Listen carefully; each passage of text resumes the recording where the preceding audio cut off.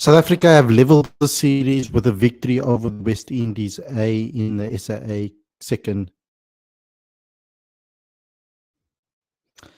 And there's quite a bit for us to talk about. There's been a lot of great performances from some of the senior players in the side, and there's something that can talk about with regards to this particular series. It's been a brilliant series so far. With certain things, we can say there can be improvements with regards to that as well. But overall, it's been a very good series for South Africa. A lot of learnings to be taken from this.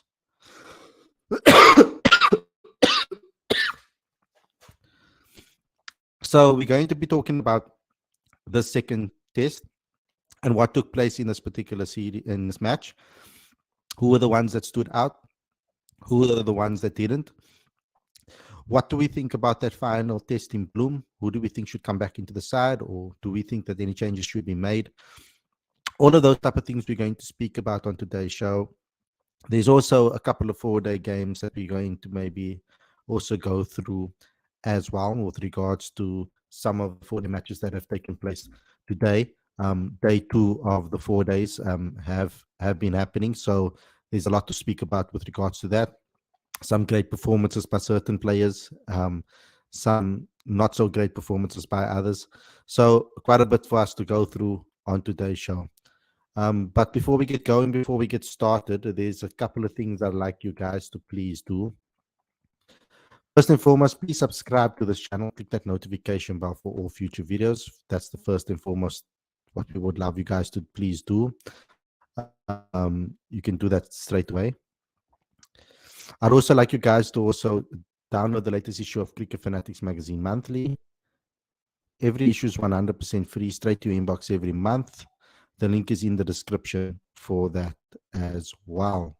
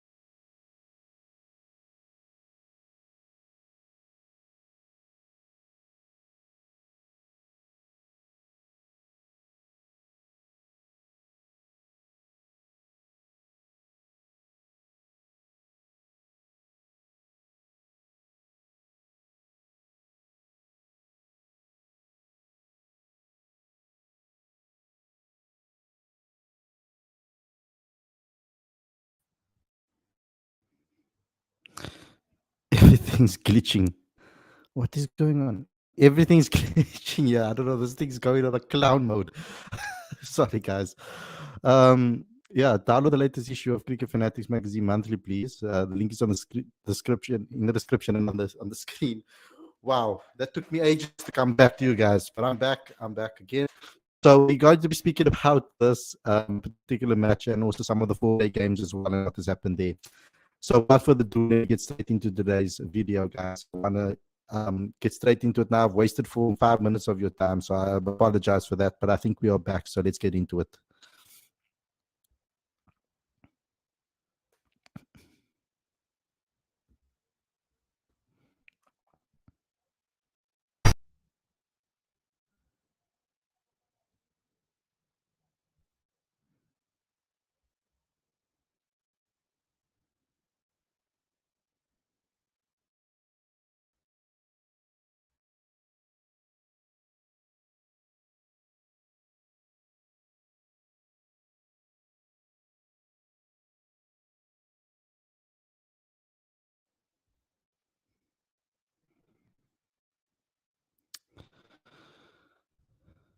Okay, a very good evening and welcome to Cricket Fanatics Magazine. This is your review show. I'm your host, Khalid, and this is the show where we talk about everything that has to do with SAA versus West Indies in the second test in East London. Sorry about all the technical glitches that we've been facing now at the start of the show. I have no clue what is been happening with this. StreamYard is, or this platform has been giving me some issues over the last couple of days, as you guys will know by following me daily. So I'm going to try and see what is happening over the weekend to see if I can fix it by Monday again. But it has been a bit of an issue, but I apologize, and I am here with you guys to continue this discussion.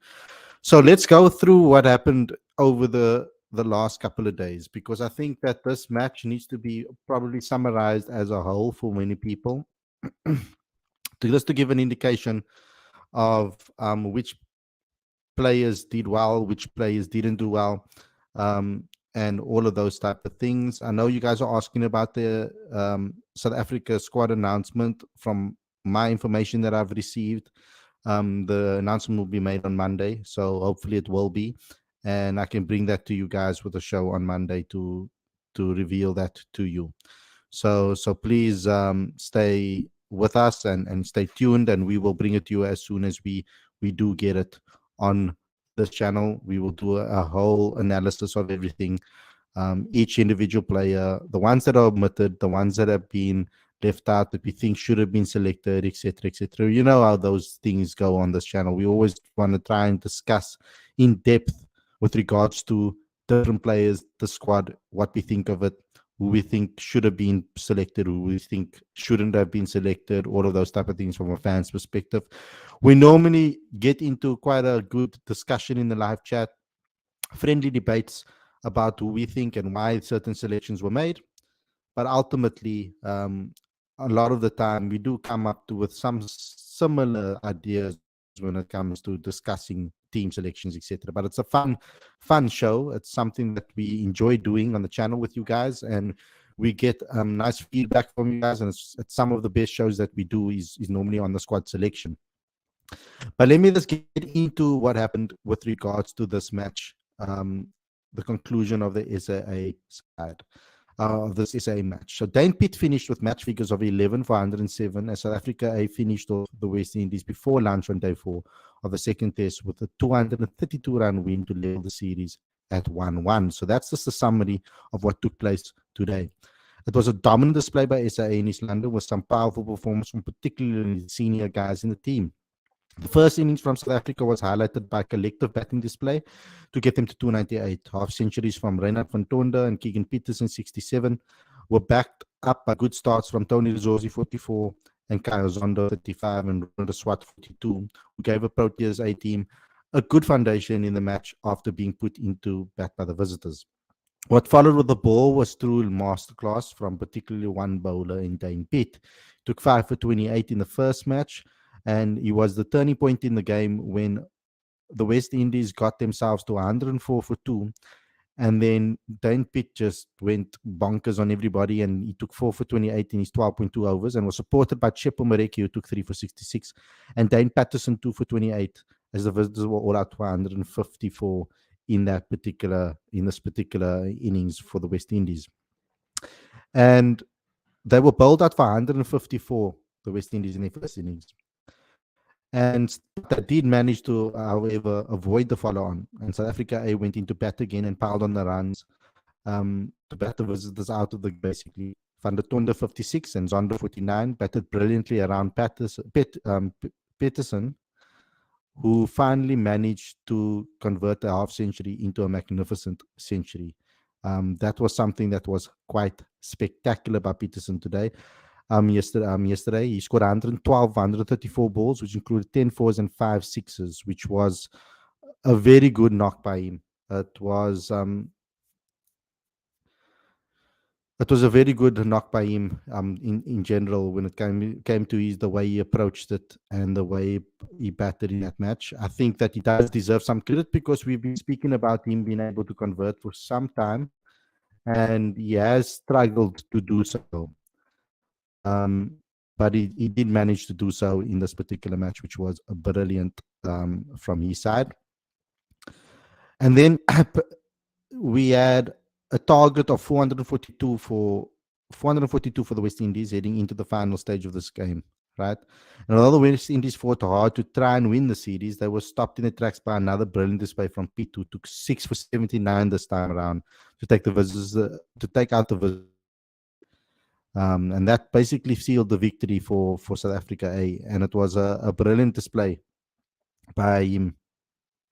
Tsepo Mareki wasn't the guy that really did it in the second innings, but Dane Patterson got 1 for 44. Ultimately, Dane Piedt was the main guy, taking 6 for 79 in 23.2 overs. It was a brilliant display by the spinner, and a lot of people might have doubted his selection, but overall, it was his performance that really sealed the game for South Africa, as well as Keegan Peterson. So congratulations to both of those guys, senior guys in the side who have been in and around the Proteas and the SAA sides for quite some time now. And I think that they deserve credit for their performances overall in this particular match. So well done to the South African A team. I think it was a very cool, a very awesome comeback victory for them, a dominating one, which is one that we all wanted to see. So let me see what you guys have to say about the SAA game first and foremost. Lawrence saying standouts this test are KP and Dane. KP almost certainly now secured his spot in the 11 for India, while Piedt might just make Harmer look over his shoulder as he eyes his spot in the test squad. Dex says, good win by SAA. Aruna says Roman Raswat should also get selected as well as Reina van Tonder with David Bedingham. I've answered your question about the team. Lawrence says, think we will see both Proteas as well as SAA squads on Monday. We probably will, because we have a SAA tour to take place against India A. So that is also very important from our development perspective. We need Anrich for the test. It's looking highly unlikely that he will be a part of the squads. He has a serious injury that he needs to obviously overcome, and ultimately that doesn't make it very easy for him to come back. Those type of injuries, he hasn't really played cricket much, so to throw him straight into a test match will be ludicrous in my opinion, especially against an opponents like India. So there could be possible new call-ups. We might see someone that has really been bowling like fire at Newlands recently, and that is Nandre Berger. This could be a possible call-up for him, perhaps, with the left arms opening bowler for Western Province has been phenomenal. With the old ball and the new ball, he's been brilliant. So that might be an opportunity over there from that perspective. So we could see that happening. Talking about the 4-day series, let me get into that, because there's been some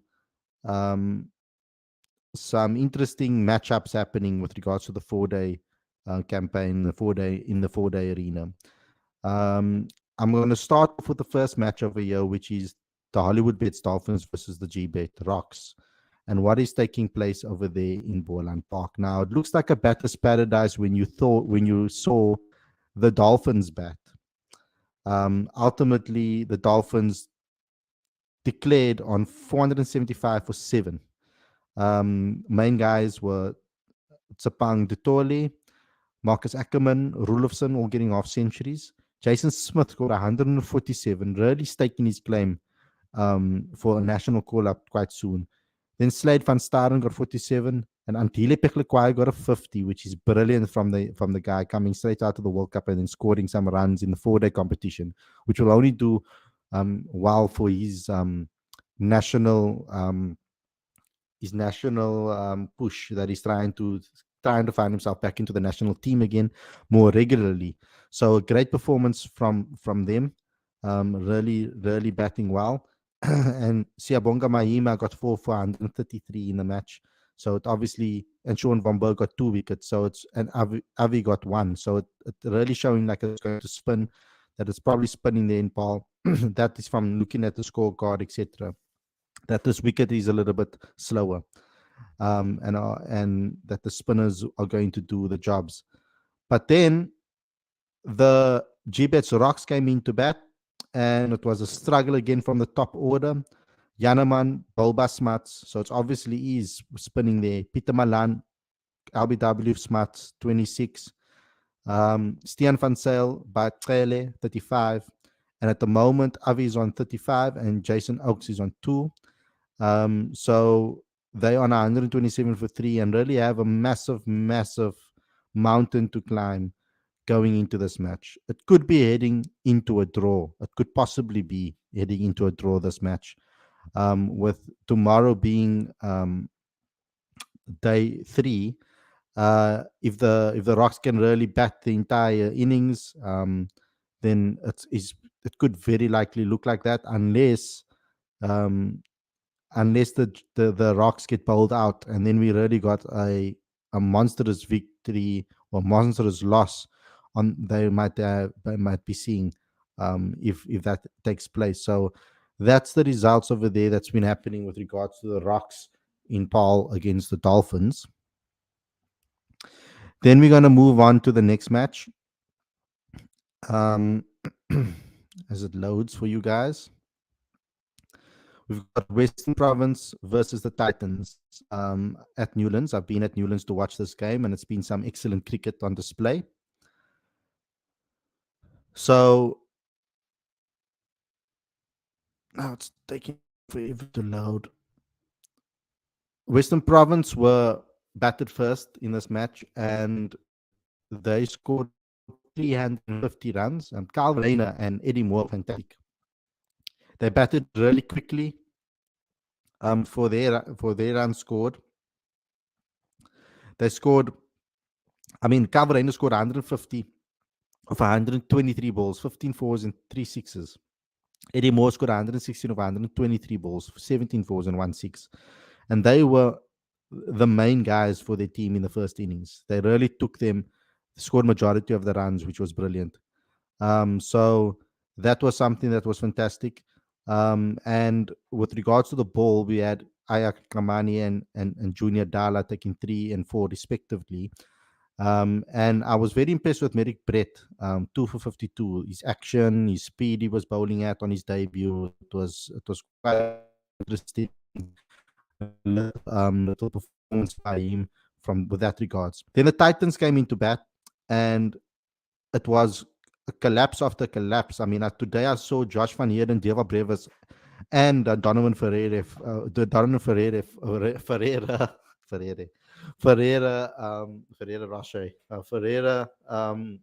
losing their wickets in quick succession to Mti Nabi. Mti bowled with vigor today, with fight. He was bowling, moving the ball around. He was quick, not quick, but the ball was coming through quite nicely through the keeper.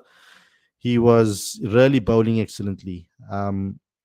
He nicked off Van Heerden, and then he got Deva Brevis went out with a duck, and then also Donovan Ferreira with a duck as well. And the Titans were quickly on the back foot, struggling, really looking in trouble at 80 for 5. And then Rivaldo Munsami came in to the wicketkeeper batter, and he came in smashing the ball all around the park, like he was batting with complete, like, almost no care in a way. He got 40 or 50 balls, 8 fours. And Ayan Kamani, other than, I must first say was 50 of that. He really held the innings together as well with Rivaldo Munsami. And then Ayakamani came to the pitch and he was batting beautifully, 54 of 86 before Nandre Berger cleaned him up beautifully. It was an excellent delivery and also an amazing Yorker he also got in there. Merrick Brett was batting beautifully until Bjorn Hendricks cleaned him up as well, 27 for 59. And then Lazard Williams nicked off Nandre Berger for a duck. And the Titans only managed 259 for their in their innings. And then Western Province came out to bat again, and unfortunately Eddie Moore couldn't back up his century from the first innings. And what ended up happening is Daniel Smith and Mohammad Vali or Yasin Vali was fantastic. They were batting, guys. When I say they were batting with class, they were absolutely doing so. Some amazing cover drives, straight drives. I saw a little um, cut for six. It was brilliant all around from the guys at the top of the order over here. I mean, Daniel Smith was looking really good, and I'm hoping that he can convert that 40 into a 50 now, because he was really batting extremely well, looking really good at the crease. And the Western Province are currently leading the Titans by 189 runs with 9 wickets remaining. So the aim would obviously be to really get going in that first innings, and then try and really try to, in that first session, second session, and then try to declare Bati, and then try to bowl out the Titans, or even give them a day to bat. But I would give them probably a final session, because the way the weather's looking in Cape Town and the overhead conditions, that final sessions and the opening sessions have been looking like the bowlers can favor from that. There's movement and etc. around. So that's a good sign for Western Province. So they're looking good at the moment, but the game is nicely poised. And with the Titans' batting order and batting lineup that they have, they can chase down pretty decent totals with that batting lineup that they have. So Western Province really have to bat the Titans completely out of the game in order to get that a victory that they desperately want and desperately need. Then we've got Northwest Dragons versus the Tuskers. Looks like it's a great wicket there in Potch so far. We know that Northwest, first and foremost, a collective performance from majority of their batters really saw them get 431.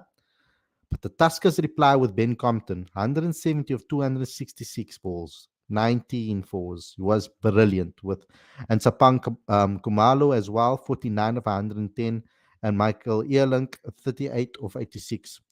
They really got the Tuskers back into the match. They ended the day on 333 for 4, and they still trail the Northwest Dragons by 98 runs. So that match is looking like it's going to be a long one, and it's probably going to end up most likely in a draw. It seems like it. So if the Tuskers can continue batting the way they do, so that match is on a knife edge when it comes to deciding where it goes. Michal Pretorius was the only wicket taker for Northwest. He took 4 wickets for 68 in his 20 overs. So he's bowling absolutely brilliantly today. I mean, in the season so far, really showing his quality and his ability. Then we've got the match between the Warriors and the Lions. Crazy scenes in this particular match. The Warriors batted first, and they scored 130 from Tristan Stubbs and 61 from Bayer Swanepoel and 65 from Jefferson Pillay. Put 402 on the board. Bayer Swanepoel, hands down, needs some applause for 61 of 57, 10 fours and 1 6. And obviously Tristan Stubbs, 130 of 160, 17 fours and 2 sixes. Batted beautifully for the Warriors. And then something looks like it happened with the wicket, because the Lions were all out for 108. Rickleton 41 was the only real score. And we have to take our hats off to Ronaldo Meyer, 5 for 41 in 12 overs. Brilliant bowling. and 2 for 21 from Bayer Swanepoel. And uh, Sia Plaikis or Sia Sametu um, getting, oh, sorry, Sia Sametu getting um, 3 for 6.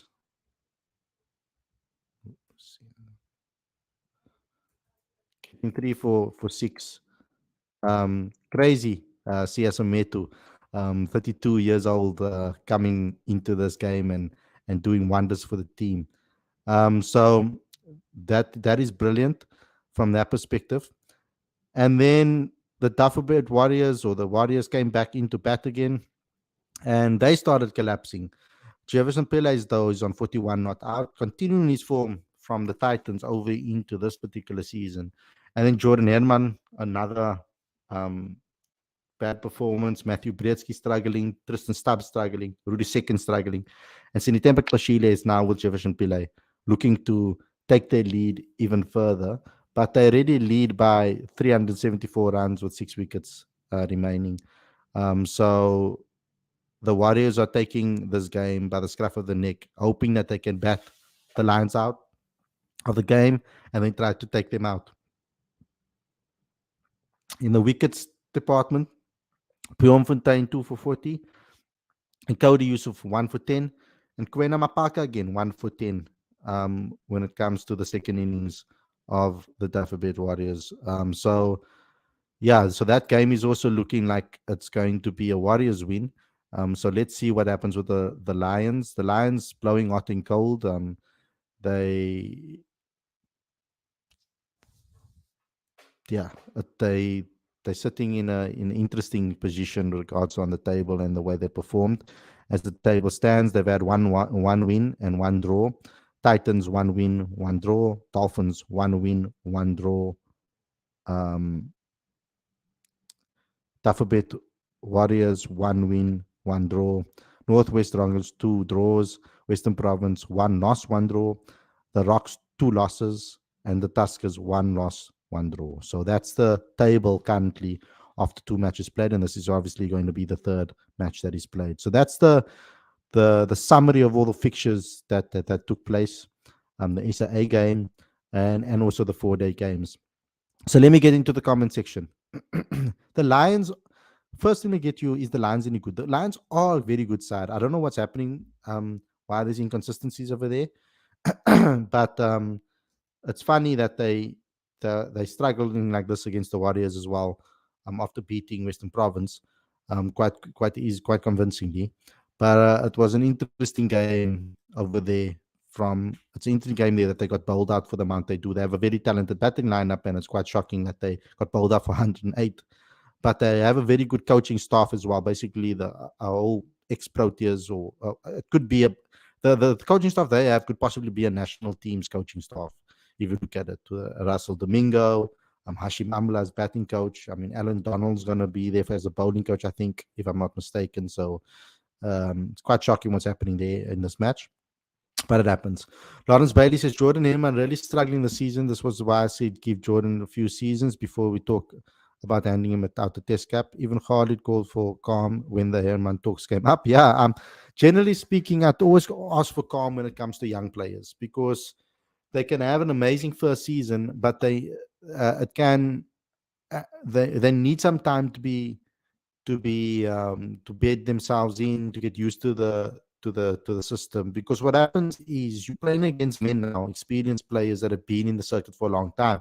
Generally speaking, after one season, they do work you out, and then it's how you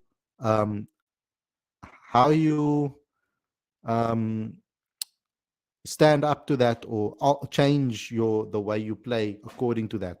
It's all dependable on how you adapt. That's the word I was searching for. How you adapt to the situation in your second season. I've always said that consistently on this channel. It's going to be the same for Brevis in 4-day cricket. He's had a great first start to the season so far, but I think that we do need to give him another season to see if he can repeat it. Calvin Rayner, all of those guys, when they came through the scene, same with Zubair Hamza, same with George Linder, same with Jason Smith, all of those guys too. you need to give them some time to really show if they can continuously do what they did in their first season. If they can continue and be consistent. And if they can be consistent, then you then can really start talking about the test score up. Unless they do something absolutely remarkable, like score 900 runs, like Reina Fontone did, when it was still franchise cricket. Reina is now one of the people that should be spoken about, because his first season was brilliant, second season was okay, third season was good again, starting to get to the flow of things, and now again starting to get some runs under his belt. So now we can start talking about him. So that's how I think we should be looking at things. Khalid, we can't ignore the performance of Bayes. Gaya is scoring runs as well as taking wickets for 2 seasons now. He can fill the whole Finlander left. Yeah, so now this second season he needs to obviously show that he's backed it up. It's been 2 games so far, guys. So let's see how he does the rest of this particular tour, the series. I've been consistent with regards to that, because I always look at the second season. Have they learned from the previous season? Are they bettering it? Are they keep maintaining it? How are they approaching it? Have they been worked out? Have they found a way to adapt? All of those questions need to be answered before we start calling for them to be in the national setup. You need to earn your stripes if you want to play for the Proteas. We can't just be handing out caps like candy on Christmas Day on Eid.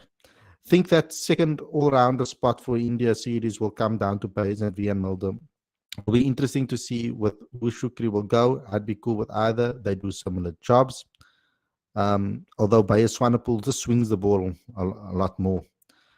Anrich Ein T20 World Cup return, it's a possibility. I don't think there's any massive difference between Mulder and Bayes to make a call on, or to split the difference. Form-wise, they've been on par with each other even the past 2 seasons. But I do think that Bayes is a little bit more of a lower order batter than Vian Mulder is. I think Vian Mulder is a higher order batter, supposed to be a little bit higher up on the scale with regards to that. But you're right about, if you compare it by the stats, it is. But I think their roles in the team are very different. I think Bayes Swanepoel tends to swing the ball a lot more than Vian Mulder does. And when it comes to the bat, I think is a little bit more destructive than what Vian Mulder is. Vian does like to get his eye in. Tristan 130 actually. Kagiso Rapalana looks like Temba. Okay. Lions can still win.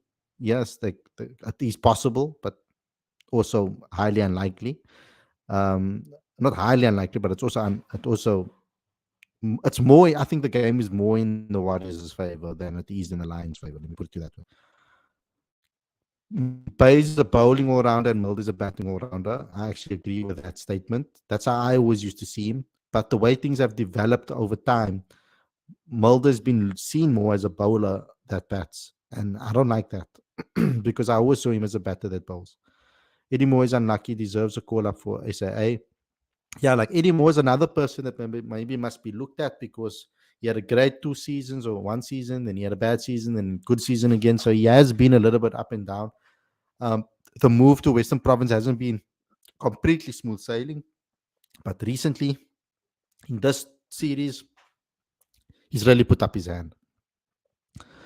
When will Proteas come out with their squad? We're hearing that it will probably be on Monday. So let's cross fingers and hope that it does come out then. It's shocking now India announced their squad before SA. I just think that there's a lot of things to think about when it comes to South Africa's team. There is still a certain amount of I's to be dotted and T's to be crossed before we announce that team. This SAA tour, Coach Conrad is out with the tour at the moment. So there might be a couple of players from the SAA team now we might see in that India squad. We don't know. Let's wait and see with regards to that. Khalid, another disaster class by Onana. Yeah, I know. Like I've said, whenever I speak to people ask me, Khalid, what's happening with Man United? And I know I'm wearing the shirt quite proudly over here. But I will always love this team. They'll always be my team, even though they're giving me headaches at the moment.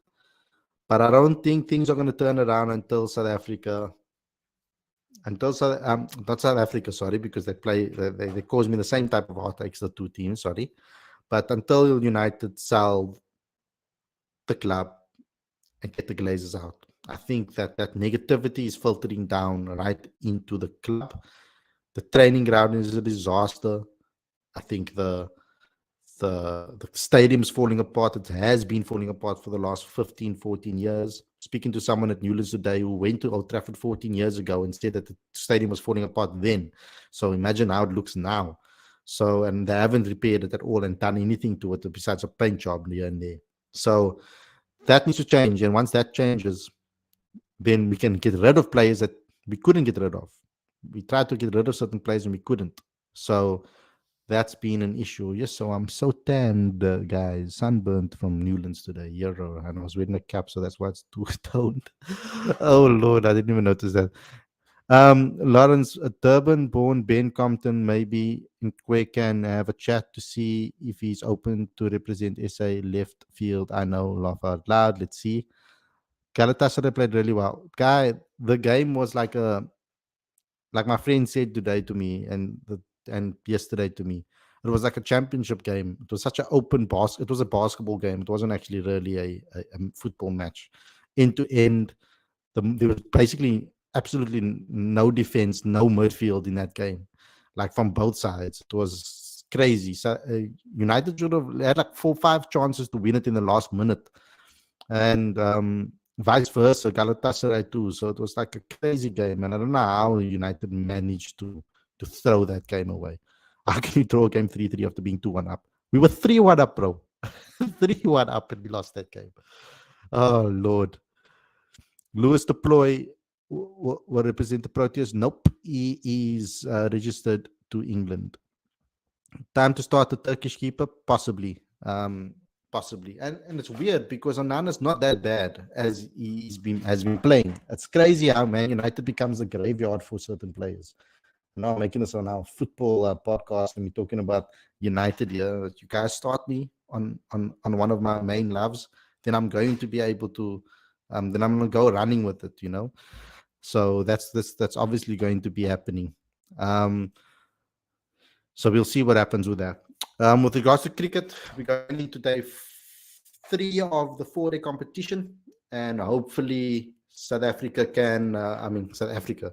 Hopefully the games can start to reveal themselves tomorrow, and we'll have kind of an idea of who's going to probably win matches. Going to be interesting cricket going into this weekend. I think it's going to be brilliant, and excited to see what takes place over there. Overall, and then we're going to be prepared again for international cricket. It's something that I'm really excited about. Again, we got more international cricket. The South African cricket summer starts, and we got an opportunity to see some top class cricket between South Africa and India, and then we'll see what happens with regards to that. So very interesting with regards with watching that. From a little bit I watched, Nanderberger looks quality, says Mohammed. Nanderberger is very quality. He's very good. He's a very good bowler. But let me just explain something to you guys. It's not about us not picking him for the national side because he's not good enough. What has happened with Nanderberger, he's been great for the last. He's been a very good talent for the last 4 seasons already. But every single season since he moved from the Lions, he's kept on getting injured in the major games. So, for example, in the 4-day competition, he hasn't necessarily really got going without an injury-free season. And when he gets injured, he's been out for quite a long time. Last season, he was out for practically majority of the season. Even when he went to JSK, I think he only played like the final matches or the final 2 matches or so. So in the SA20. So he hasn't always been available for selection anyway. And he hasn't been able to get that momentum going and have a full series or a full season under his belt. He started off brilliantly so far. 1-day cup now, and then now in this. And he's looked very fit and very deadly. The ball is moving around, he's bowling quick, and he has an incredible Yorker on him. And that's something that South Africa's lacked. And he's a left-arm seamer. So that gives South Africa something different. So I'm hoping that South Africa are looking at him. And particularly in the test arena, I think. I hope that they're looking at him and making sure that they. I hope they make sure that they have him in line for the next call up, etc. Might be seeing him in the national setup very, very soon. But he's a deadly bowler, and I think he would do amazingly with the Proteas team just by what he offers, the accuracy, the consistency, to be able to. What I like about him is he does strike early some majority of the time, but what he does very well is keeping on the pressure.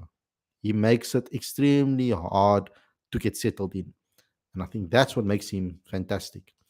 And that Yorker, guys, brilliant Yorker. Dick says Nanderberg is the next big thing. Yeah, he has that extra bit of venom that others lack. Yeah, and a very peculiar run up in a way to the start of his run up. Whenever he's about to take that run, then he does some. He does the step with his leg, and then he goes. You guys will see if you haven't watched him play before. If you do get an opportunity to see him play internationally, you'll have a look and you'll see that he has this peculiar little step that he does before he goes running in. Dick says Galatasaray might qualify for round of 16. I probably will. I don't think Copenhagen will be the team to do so. I think that probably Galatasaray will. Hopefully, there's a draw and we can beat Bayern Munich and then we'll go through. Cross fingers, but I doubt that will happen. So yeah, there's a mixture of chat in the mixture of people talking about different things in the chat. Yeah, it's a Friday, it's laid back. Let's just talk about everything, I guess. I think that's nice now and again to be able to unload that, get everything off our chests that we have before we hit the weekend, and take a break on the channel until obviously Monday.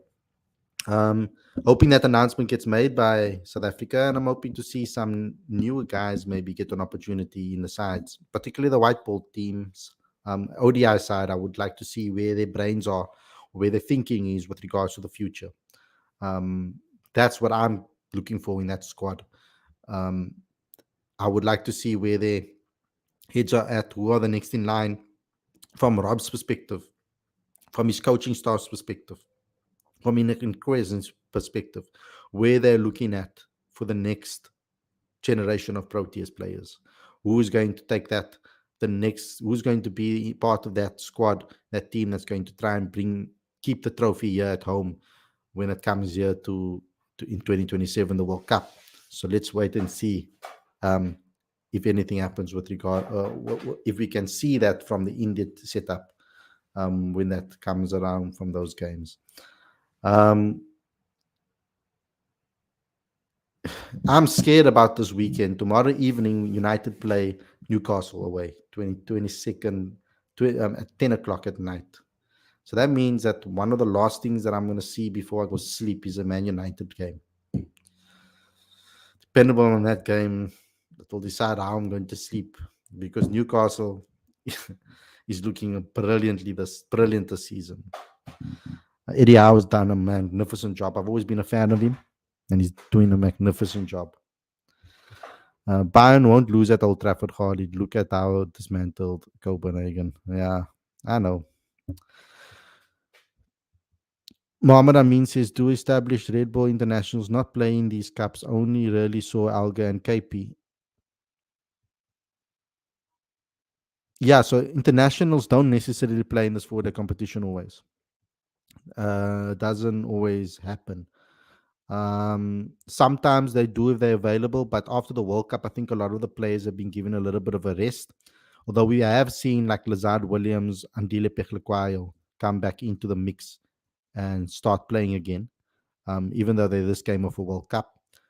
But I think a lot of them have been given a little bit of a rest, particularly because majority of them will probably be in all formats, Test, ODI, and T20 teams. So I think after that World Cup, it was quite taxing. It was long. It was quite grueling. Difficult weather conditions as well from the heat perspective, humidity vibe. So it was very taxing on them.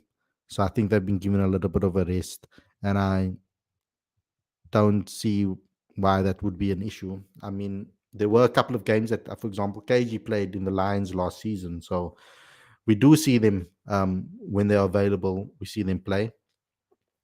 But this season it will be a little bit. This particular season, for the start of the season, was a little bit tricky, and also we start playing test matches and ODIs very, very soon, and T20s. So we probably won't see them, a lot of them play um, in our domestic competition. Our domestic comp obviously happens almost at the same time as majority of international matches. Tech says United need a German coach. I like Erik ten Hag. I just think that everything around him is not conducive to help him succeed. The fact that Man United couldn't sell players that he wanted sold, couldn't bring in players that he actually really wanted, is an issue for United. When he asks for certain players to come in, there's a reason for it. For example, he wanted a centre back, and yet they didn't want to buy him one. They let him keep Maguire and bring in Johnny Evans. So what does that tell you? He wanted another midfielder. They bring in Mason Mount and not another defensive mid. They asked for another defensive mid. What happened? Casemiro got injured. Didn't have a defensive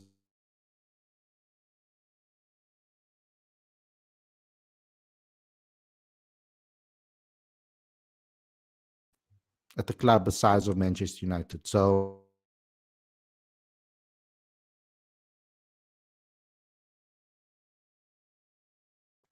and start new.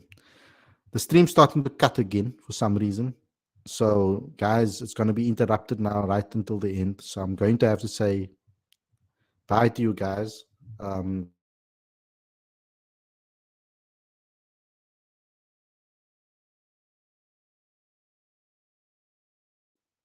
Click that notification bell for all future videos. As you can see, I'm cutting out of here.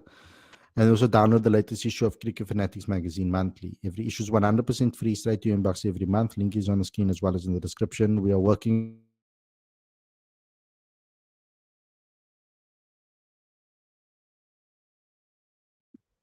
for that. Thanks a lot for watching, everyone. Hope you enjoy your weekend. Please try to enjoy your weekend as much as possible. It's going to be hot wherever you are. And stay safe. And we'll see you guys very, very soon. Peace out.